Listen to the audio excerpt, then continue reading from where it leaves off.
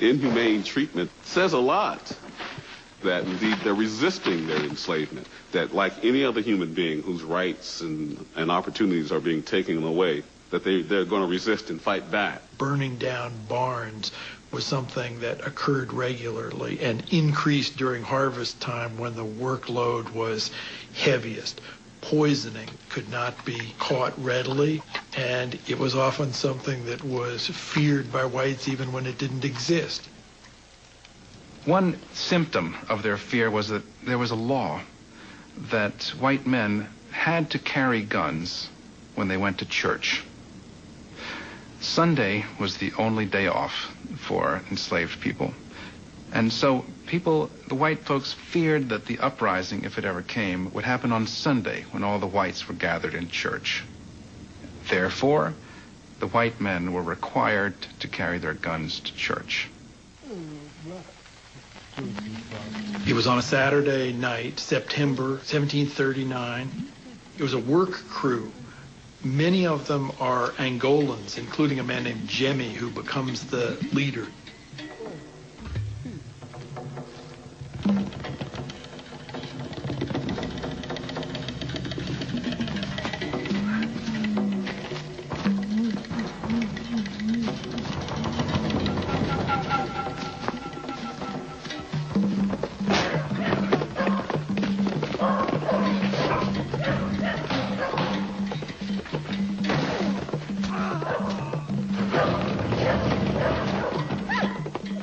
The fated Sunday finally came on the Stono River, southwest of Charleston.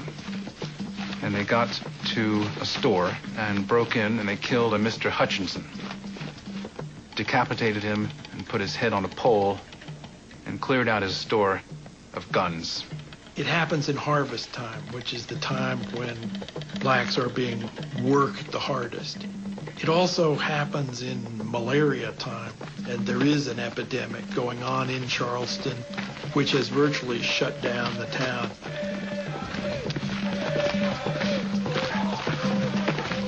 They must have realized that they couldn't possibly take over the area and drive out the Europeans.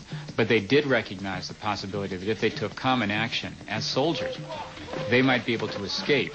The governor of Florida had already issued a decree that any African who was a slave who made it to Florida would be free, and there was indeed a colony there of ex-slaves. There is this African manned fortification, and when the Stono Rebellion breaks out, it becomes clear that what these people are trying to do is to reach Fort Mose.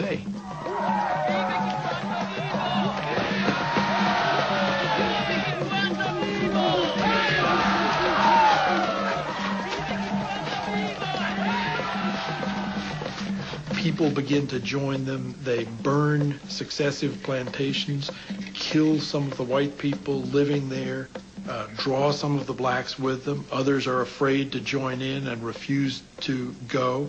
But unfortunately for them, they meet the lieutenant governor riding north.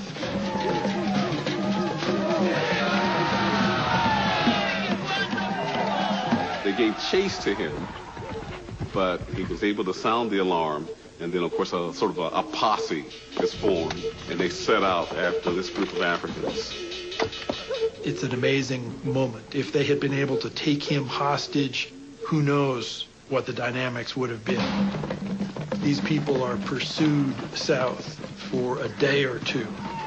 If they had been able to go another 24 or 48 hours so that more people could have joined them, their strength would have been greater, and who knows what the prospects would have been. And the whites came on them. They surrounded these men and they fired on them. A lot of them were scattered. Many of them were killed. Some of them escaped into the swamp, but those that they did capture, they chopped their heads off and put their heads on poles leading out down what is today US 17 out of Charleston to send a message to the other Africans. This is what will happen to you if you rebel.